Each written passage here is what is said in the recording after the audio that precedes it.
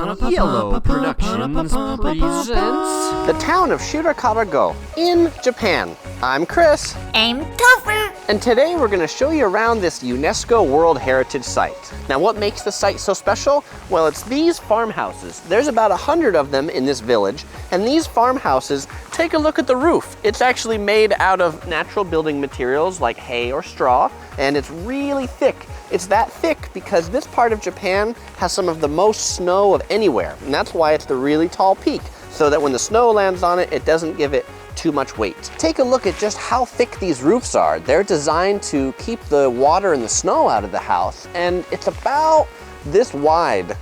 That's a really thick roof. This town is about an hour and a half from Kanazawa, driving or by bus. It's a really neat place to visit. It's divided. Half the town's on one side of the river, half the town's on the other side of the river. There's a big parking lot, so it's easy to park.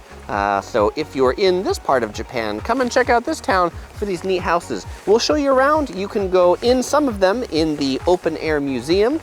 Some of them have also been converted to shops, and some have been converted to restaurants. Let's talk about getting to Shirakawa-go. There's about 3 main ways to get here. 1, by tour bus. A lot of people get here by organized tour.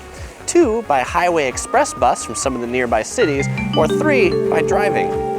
I don't usually recommend driving in Japan, but this is one place that I would recommend driving to because the buses don't run very frequently, and there's plenty of parking if you're coming in a car, and you can see some of the other attractions on the way too. They've also got posters advertising the new Shinkansen, saying you can take the Shinkansen from Tokyo to get here. Well, it's about 3 hours from Tokyo to Kanazawa, which is where they tell you to go to, and then the bus from Kanazawa to here, which is another hour and a half, so really the middle of nowhere. When you get to Shirakawa-go, you're going to find most of the crowds around here. This is the free admission area. This is where all the houses have been converted to gift shops and restaurants. Nothing wrong with gift shops and restaurants though, but the place you want to go is to that open air museum, and it's on this side. It's through that arch behind the ambulance. And hopefully the ambulance won't be here when you're here. They kind of screwed up my shot, but I felt because they were saving someone that was hurt, I didn't want to tell them to move, but pass them through the arch, and that's where you can see the houses to see what it was like when people actually lived in the houses, and they weren't just souvenirs and restaurants. You pay 600 yen to go in. They give you a great English pamphlet, and make sure to check these out. There is an admission, but you'll enjoy walking around and seeing the inside. I'll show you some of them now. These houses are all quite well preserved. As you walk through here, you can see how a family would cook, heat the house. They've got another stove back here, and then you could see they've got an altar here in the back where they could worship the Buddhist deities. There's a second floor up this staircase ladder type thing. Let's take a look at what's up here. Gotta watch your head though. The second floor is an attic area. Up here right now, they've got a display of some of the farming instruments that they might have used back in the day. But I want to point out down here, they have a set of fire extinguishers. These buildings catching on fire is a big issue, particularly with the construction of these roofs. And that's partly why these buildings were moved here, is to help preserve them so they don't catch on fire or dilapidate. And there's a third floor up an even more treacherous staircase. Actually, this one resembles much more of a ladder. Let's take a look at the third floor. Okay, so now we're up on the third floor. This is where you can see the construction of the roof. It's very elaborately constructed with ropes tied along the wooden beams. There's no nails that are used to construct these things. But this attic, it's not made for tall people because there are these posts here. And if you look down, the floor actually isn't complete all the way. So this is probably an area that you don't really want to walk. As I'm standing up here, I'm really wondering, what would they do up here? And as I'm walking, I noticed that this wooden beam that I'm walking on is only around a portion of this, but it's perfect to make laps around the attic. So I'm thinking that maybe this is a place where they could get exercise when it was snowy outside. I wonder how many miles a lap is, or how many laps I have to go to make a mile.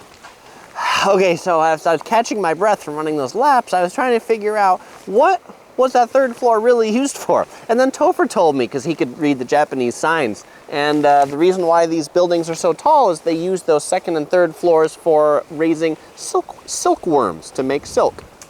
And the final part of the house I'll show you is this one right here. It's the toilet. I guess this is probably where the squat toilet came from. 2 boards and a hole.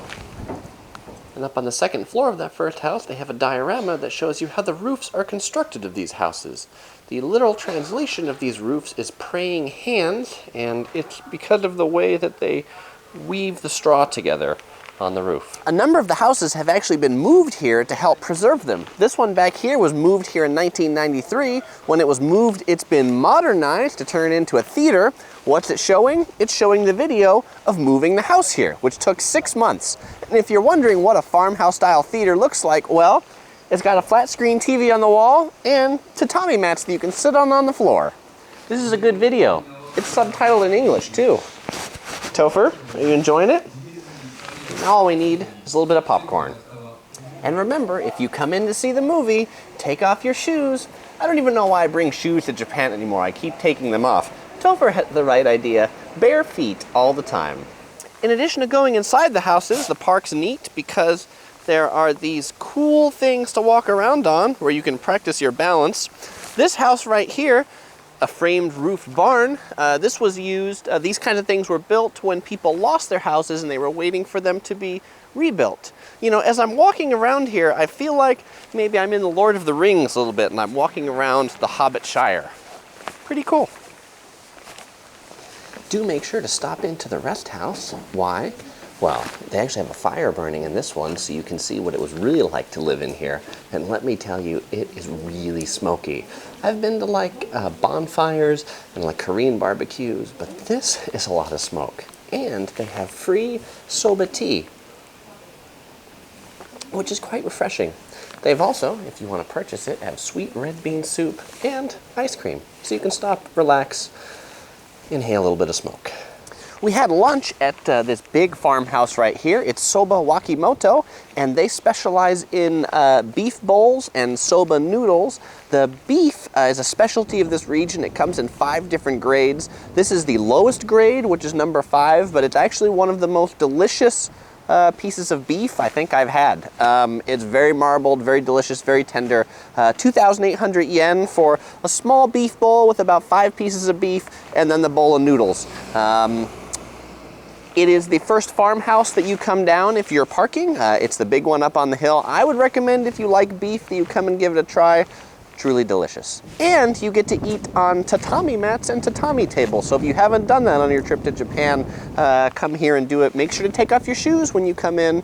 The area is well signed with maps. There's maps all over. The weird thing about the maps though, they're all different. And they all have numbers that let you know where the actual attractions are, but the numbers are also all different between them.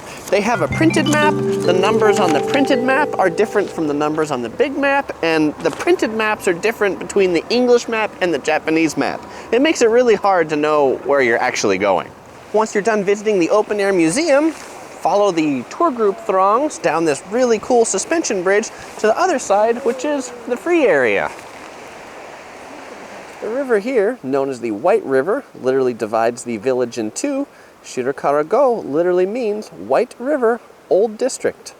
This side is interesting too, not because you can see what people used to live like, but because you can see what people do live like. There's actually cars, and these houses, people actually live in them today. Many of these houses have been converted to bed and breakfasts, so you can book them to stay for the night.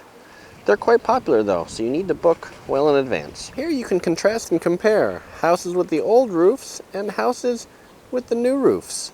I have to say, the houses with the old roofs are quite a bit cooler.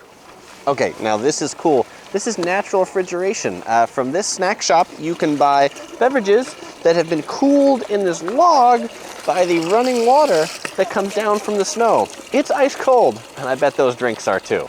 So I just finished doing that shot over there, and I thought this was kind of like a drainage ditch, like in a lot of towns, except I looked down, and there are these huge fish. Look at those fish.